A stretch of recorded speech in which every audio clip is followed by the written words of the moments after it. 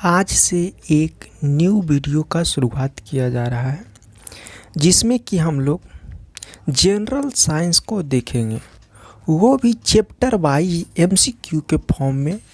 हम लोग कुछ क्वेश्चन को हर एक चैप्टर से करने की कोशिश करेंगे। तो बिना टाइम गवाते हुए डायरेक्ट चलते हैं हम लोग क्वेश्चन पे। तो आपका फर्स्ट क्वेश्चन है कि सूर्य की फोटोग्राफी के लिए किस उपकरण का प्रयोग किया जाता है। जो सूर्य है उसका हमें फोटोग्राफी के लिए किस उपकरण का उपयोग करते हैं। तो फर्स्ट ऑप्शन में है स्पेक्ट्रोहीलियोग्राफ, सेकेंड ऑप्शन में है सोनार, थर्ड ऑप्शन में है साइक्लोट्रॉन और फोर्थ ऑप्शन में है सिस्मोग्राफ। तो हम लोग जानते हैं कि जैसा कि इसका जो आंसर हो जाएगा आपका फर्स्ट ऑप्शन हो जाएगा कि स्पेक्ट्रोहीलियोग्राफ जो होते हैं हम लोग सूर्य की फोटोग्राफी के लिए यूज करते हैं। तो नेक्स्ट क्वेश्चन की ओर बढ़ते हैं। नेक्स्ट क्वेश्चन कहा जा रहा है कि किलोवाट घंटा एक यूनिट है। जो किलोवाट घंटा है ये किसका यूनिट है। आपका फर्स्ट ऑप्शन में है ऊर्जा का, शक्ति का, बल का या फिर संवेग का। तो जो ये इसका आंसर हो जाएगा किलोवाट घंटा, ये ऊर्जा का एक यूनिट है जिसे हम किलोवाट पर घंटा भी कह सकते हैं, पर आवर्स भी कहते हैं। नेक्स्ट कहा जा रहा है थर्ड नंबर में कि थर्म किसकी यूनिट है। थर्म एक है, ये किसकी यूनिट है इसके बारे में आपको बताना है कि जो थर्म है वो किसका यूनिट है। तो हम देखते हैं थर्म किसका यूनिट है। फर्स्ट में कह रहा है शक्ति का, सेकेंड में कह रहा है ऊष्मा का, थर्ड में कह रहा है प्रकाश का, फोर्थ में कह रहा है दूरी का। तो ये जो थर्म है ये ऊष्मा का एक यूनिट है। नेक्स्ट क्वेश्चन की ओर बढ़ते हैं। नेक्स्ट क्वेश्चन कहा जा रहा है कि बहुत उच्च तापमान को मापने के लिए हम प्रयोग करते हैं। जो हमें हाई टेम्परेचर को मेजर करना हो तो हम किस उपकरण का उपयोग करते हैं। फर्स्ट में कहा जा रहा है कि मरकरी तापमापिका, प्लेटिनम प्रतिरोध तापमापिका, ताप वैद्युत तापमापिका, उपयुक्त में से कोई नहीं। तो चार का जो ऑप्शन हो जाएगा ताप विद्युत तापमापिका यूज करते हैं, जो कि हाई टेम्परेचर को मेजर करने के लिए हम लोग यूज करते हैं। नेक्स्ट क्वेश्चन कहा जा रहा है कि एक्स किरणें के तरंगदैर्घ्य को मापने के लिए कौन सा उपकरण का प्रयोग करते हैं। जो एक्स किरणें हैं उसका तरंगदैर्घ्य को मापने के लिए हम लोग किस उपकरण का यूज करते हैं। तो इसमें आपका फर्स्ट में है बैग स्पेक्ट्रोमीटर, सेकेंड में है द्रव्यमान स्पेक्ट्रोमीटर, थर्ड में है जीएस माउंटर, फोर्थ में है साइक्लोट्रॉन। तो जो इसका आपका राइट आंसर देखने को मिलेगा कि आपका जो हम एक्स किरणें के तरंगदैर्घ्य को मापने के लिए यूज करते हैं ये आपका हो जाएगा बैग स्पेक्ट्रोमापी जो होते हैं, जो कि हम एक्स किरणें के तरंगदैर्घ्य को मापने के लिए यूज करते हैं। नेक्स्ट कहा जा रहा है कि हर्ट्ज क्या मापता है। जो ये हर्ट्ज है फर्स्ट में कहा जा रहा है तरंगों की आवृत्ति को मापता है, सेकेंड में कहा जा रहा है तरंगदैर्घ्य को मापता है, या तरंगों की तीव्रता को मापता है, या तरंगों की स्पष्टता को मापता है। तो जो इसका राइट आंसर हो जाएगा ये तरंगों का आवृत्ति को मापते हैं हम लोग हर्ट्ज में मापते हैं। नेक्स्ट कहा जा रहा है 7 नंबर कि आपको बोलोमीटर का प्रयोग किसे मापने के लिए किया जाता है। जो बोलोमीटर है वो हम क्या चीज़ को मापने के लिए यूज करते हैं। आवृत्ति का, तापमान का, या वेग का, या फिर तरंगदैर्घ्य का। तो जो बोलोमीटर जो हम यूज करते हैं ये तापमान को मापने के लिए बोलोमीटर का यूज करते हैं। नेक्स्ट क्वेश्चन कहा जा रहा है कि एक्सरे की खोज किसने किया था। जो एक फर्स्ट में आपका ऑप्शन है बैकेरल, सेकेंड में है रोएंटजन या फिर रोंटजन भी कह सकते हैं, थर्ड में है मैरी क्यूरी और डी में है बान लू। तो जो आपको बताना है कि इसमें कौन आपका एक्सरे का खोज किया था। ये जो एक्सरे का खोज किया था ये रोंटजन थे या रोएंटजन थे जो कि एक्सरे का खोज किया था। इसके बाद आपका 9 नंबर क्वेश्चन में ध्यान दीजिए। 9 नंबर में कहा जा रहा है कि प्रकाश वर्ष क्या है। ये प्रकाश वर्ष होते क्या है। ऑप्शन ए में है वह प्रकाश जिसमें सूर्य का प्रकाश अधिकतम रहता है। ऑप्शन बी में है वह वर्ष जिसमें कार्यभार हल्का रहा हो।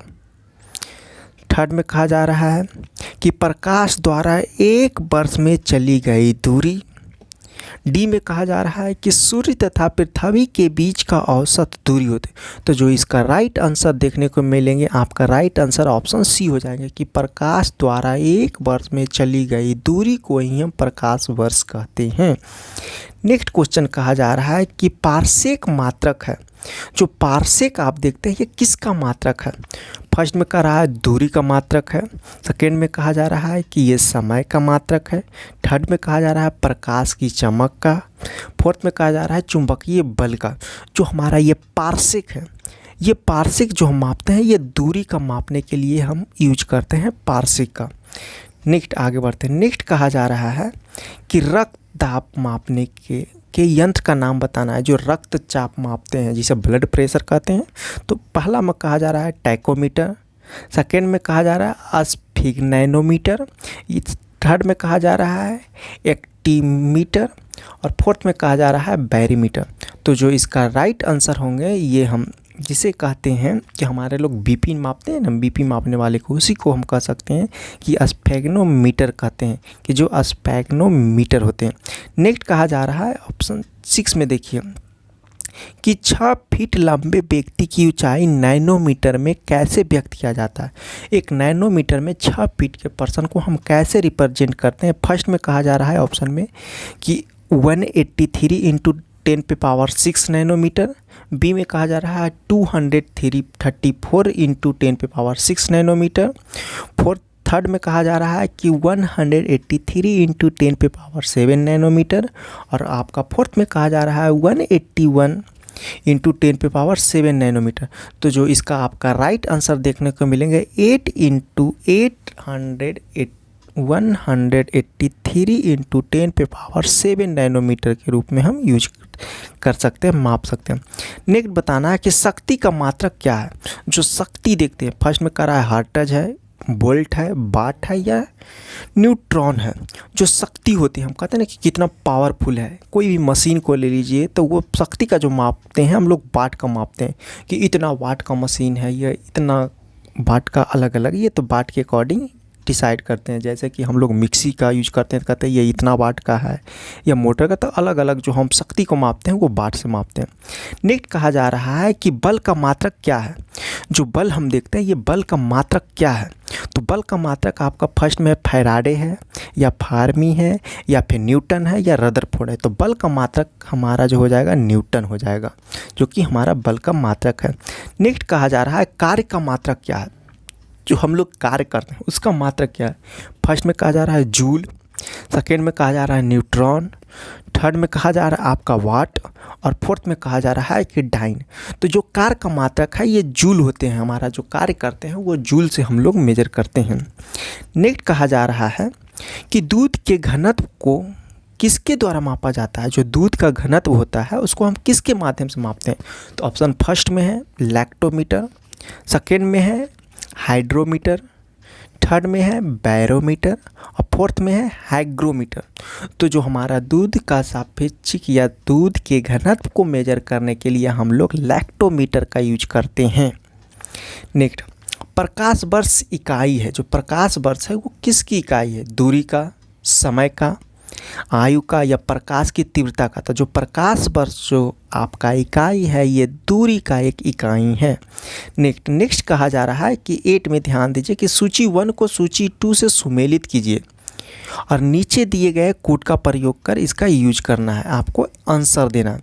सबसे पहले आपको बताया जा रहा है कि उच्च वेग जो हाई वेग है, बी में कह रहा है तरंगदैर्घ्य, सी में है दाब और डी में है ऊर्जा। तो सबसे पहले हम मिलाते हैं कि सबसे पहला कहा जा रहा है ऑप्शन आपको 4 में दिख रहा है, 4 ऑप्शन आपको देखने को मिलेंगे।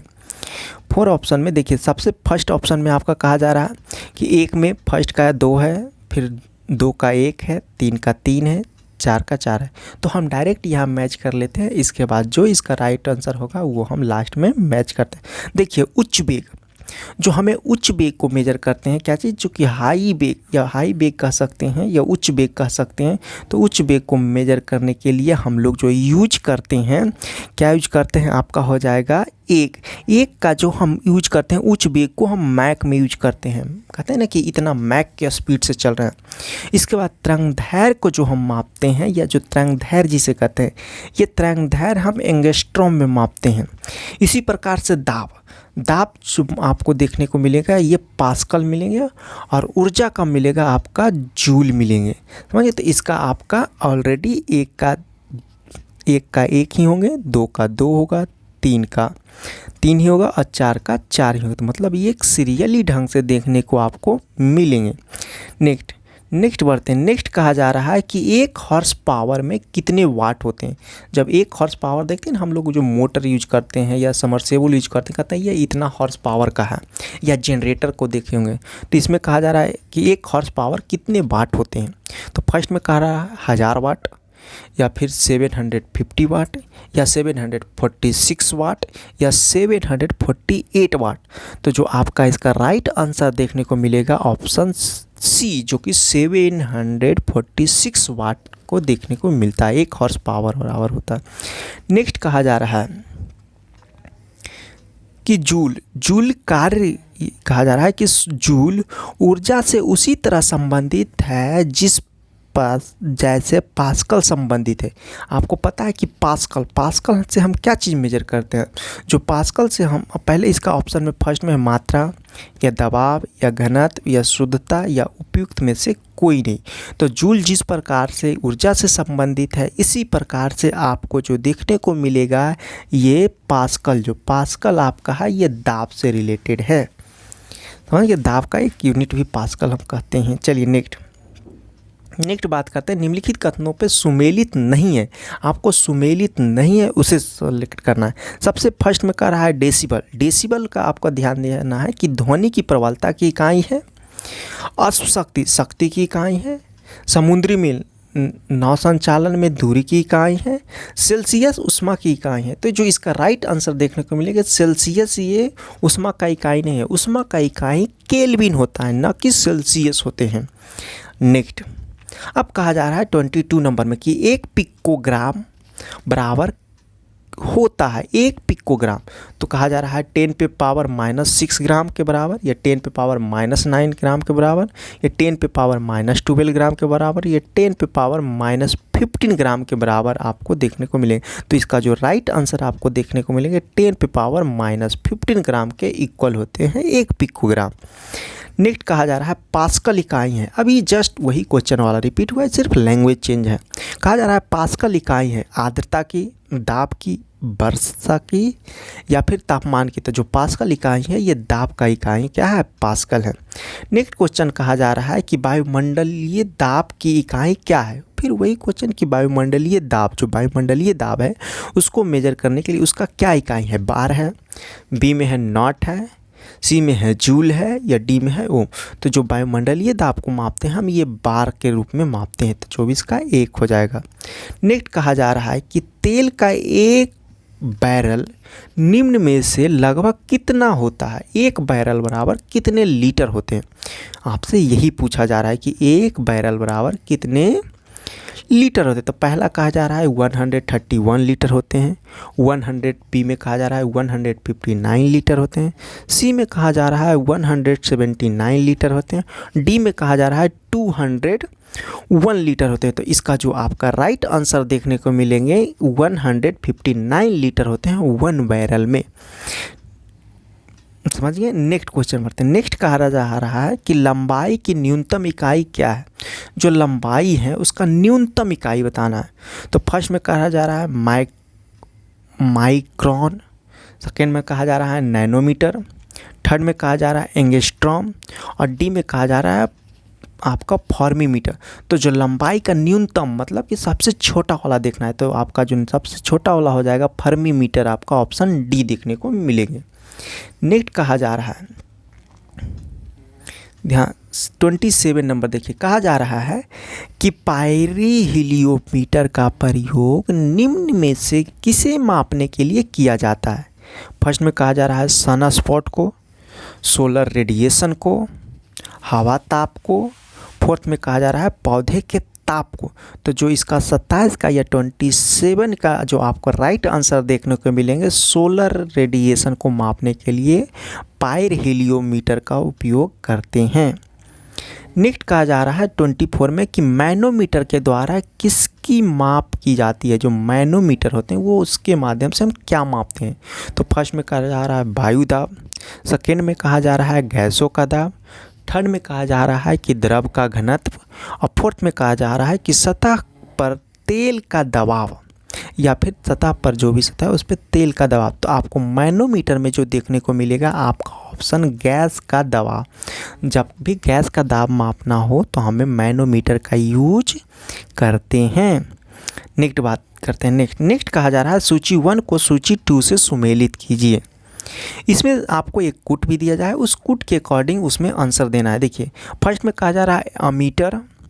अब हम एक एक करके डायरेक्ट ही मैच ही करा देते हैं, क्योंकि बिना इसे ऐसे ज़्यादा टाइम लग जाएगा, तो हम आपको डायरेक्ट मैच ही करा देते हैं। तो आपको देखने को मिलेगा सबसे पहले आप देखेंगे क्या चीज़ कि आपका जो सबसे पहले देखने को मिलेगा कि एक अमीटर। अमीटर आपका क्या है, ये अमीटर जो मापते हैं ये धारा को मापते हैं। किसको मापते हैं? ये धारा को मापते हैं। हाइग्रोमीटर, जब अमीटर धारा को मापते हैं, क्या चीज़, अमीटर जब धारा को मापते हैं तो ये आगे चल गया बी। अमीटर जो मापेंगे, अमीटर मापेंगे एज ए आपका सापेक्षिक, जिसे हम हाइग्रोमीटर कहते हैं। हाइग्रोमीटर सापेक्षिक आर्द्रता को मापते हैं। स्प्रिंग तुला, स्प्रिंग तुला आपका मापेंगे क्या चीज़, भार को मापेंगे। और जबकि बैरोमीटर मापेंगे आपका दाब को मापेंगे। क्या चीज़, बैरोमीटर देखने को मिलेगा। नेक्स्ट क्वेश्चन बढ़ते हैं। तो इस हिसाब से आप देखेंगे तो इसका जो राइट आंसर देखने को मिलेंगे आपका बी हो जाएंगे। नेक्स्ट कहा जा रहा है निम्नलिखित तापमान या निम्नलिखित तापमान किसके द्वारा मापा जाता है। या निम्न ताप, सॉरी, जो निम्न ताप है मतलब सबसे कम ताप, एल्कोहल थर्मामीटर या पारद थर्मामीटर या अधिक पाठन थर्मामीटर या फिर निम्न पठन थर्मामीटर। तो जो हमें बताना है कि निम्न ताप को मेजर करने के लिए कौन सा थर्मामीटर का यूज करते हैं। तो ये एल्कोहल थर्मामीटर का हम लोग निम्न ताप को मापने के लिए यूज करते हैं। इसके बाद कहा जा रहा है क्यूसेक में क्या मापा जाता है। क्यूसेक का नाम सुनेंगे तो ये जल की शुद्धता को मापा जाता है। या सभी में कहा जा रहा है जल की गहराई को, सी में कहा जा रहा है जल का बहाव को, डी में कहा जा रहा है जल की मात्रा को। तो ये जो हम मापते हैं जल की बहाव को मापते हैं, क्यूसेक में मापते हैं। नेक्स्ट बढ़ते हैं। नेक्स्ट कहा जा रहा है कि डॉप्सन इकाई का प्रयोग किया जाता है। जो डॉप्सन का इकाई है क्या चीज़ में यूज करते हैं।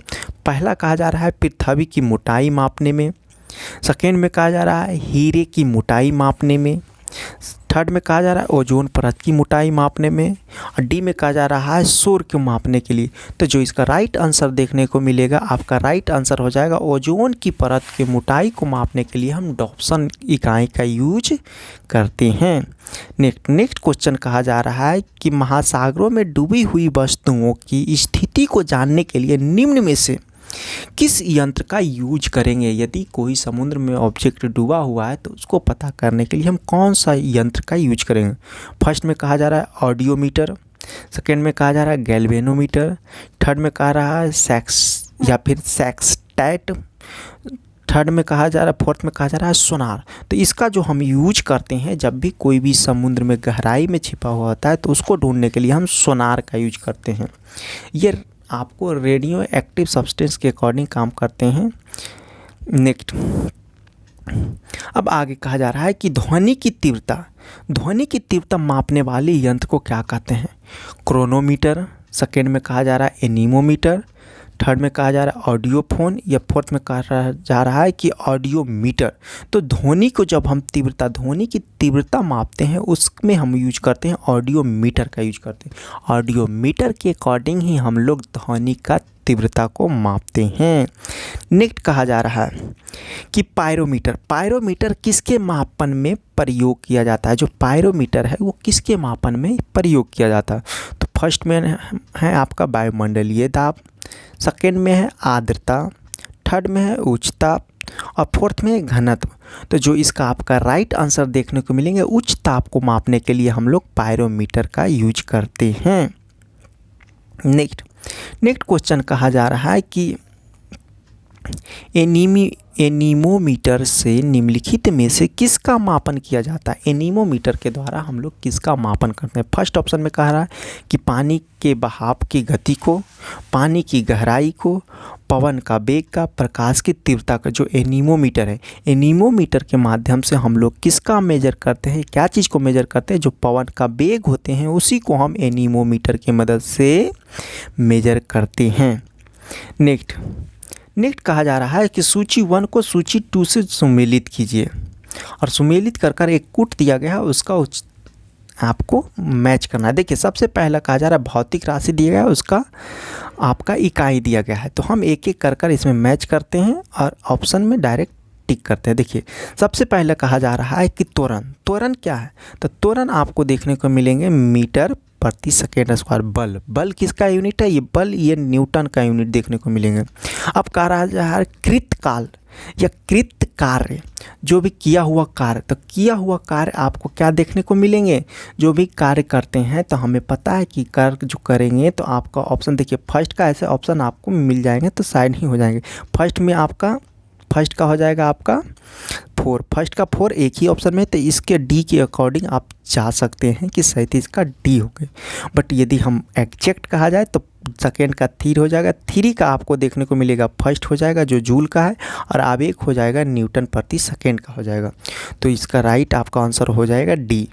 नेक्स्ट क्वेश्चन की ओर बढ़ते हैं। नेक्स्ट क्वेश्चन कह रहा है कि निम्नलिखित एसआई यूनिट में कौन सी सही सुमेलित नहीं है। एसआई यूनिट में कौन सा सही सुमेलित नहीं है। फर्स्ट में कहा जा रहा है कार्य की को सुमेलित किया गया है जूल से। सेकेंड में कहा जा रहा है बल को न्यूटन से। थर्ड में कहा जा रहा है द्रव्यमान को किग्रा से या केजी से। और फोर्थ में कह रहा है दाब को डाइन से। तो यहाँ पे आपको जो देखने को मिलेंगे जो सुमेलित नहीं है, क्योंकि इसमें नहीं कहा जा रहा है, तो आपका राइट आंसर हो जाएगा आपका डी ऑप्शन जो हो जाएगा राइट आंसर हो जाएगा, जो कि सुमेलित नहीं है। दाब को हम पास्कल से मापते हैं, न कि डाइन से मापते हैं। नेक्स्ट 39 में कहा जा रहा है कि सुमेलित 1 आपको सूची 1 से सूची 2 में सुमेलित करना है। इसका भी वही है कि आपको एक साइड सूची 1 में इकाई दिया गया है और सूची 2 में इसका प्राचल दिया गया है। सबसे पहले कहा जा रहा है कि आपको बताना है कि 39 क्वेश्चन नंबर में, कि 39 क्वेश्चन में ऑप्शन दिख रहा होगा, हाँ 39 क्वेश्चन में आपको देखना है कि 39 क्वेश्चन में आपका क्या होगा। तो फर्स्ट दिया हुआ है कि आपका वाट। तो वाट किसका यूनिट है, तो वाट ये शक्ति का यूनिट है, अभी हम बताए थे। इसी प्रकार से आपको कहा जा रहा है कि वाट के बाद आपको बताना है कि वाट के बाद आपका देखना है कि बी नॉटिकल, जो हम नॉट कहते हैं, ये आपका हो जाएगा समुद्र की समुद्री जहाज की गति को मापने के लिए हम लोग नॉट का यूज करते हैं। नॉटिकल मील का यूज जो करते हैं ऑप्शन सी का हो जाएगा नाव संचालन में। और कैलोरी जो होते हैं या कैलोरी जिसे कहते हैं या उष्मा को हम मापने के लिए यूज करते हैं। तो इसका जो राइट आंसर देखेंगे 1 का 4 हो जाएगा। 1 का 4 ऑप्शन एक ही में दिख रहा है, ऑप्शन सी में। तो इसका इसलिए इसमें सी भी कर सकते हैं, इसी सभी मालूम नहीं हो तो। बट यदि एग्जैक्ट सभी मालूम हो तो इसका A to Z मैच कर ही मारेंगे। नेक्स्ट कहा जा रहा है कि सुमेलित करना। इसमें भी देखिए 40 में भी आपको सुमेलित करना है। 41 में सबसे पहले क्वेश्चन देख लेते हैं, उसके बाद हम यहाँ मैच डायरेक्ट ही कर लेंगे। आपका 40 में कहा जा रहा है कि ध्यान से देखिएगा कि जूल, ये जो जूल दिख रहा है जूल किसका, तो जूल आपको देखने को मिलेंगे कि जूल किसका है, ये जूल कार्य का है, अभी जस्ट मिला है। सेकेंड में कहा जाए एमीटर, अमीटर एक धारा को मापने के लिए कहते हैं। वाट तो अभी बताएं कि कोई भी सामर्थ्य उसका शक्ति कितना पावरफुल है, तो वाट को हम सामर्थ्य का यूज करते हैं। बोल्ट जो मापते हैं हम लोग विभवांतर को या विभवांतर कहते हैं, उसको मापते हैं। और कैलोरी तो मापते हैं उष्मा का।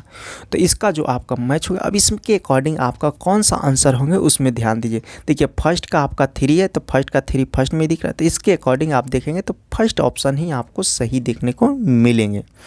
नेक्स्ट ऑप्शन में कहा जा रहा है कि निम्नलिखित में से कौन सुमेलित नहीं है, कि इनमें से कौन सा सुमेलित नहीं है।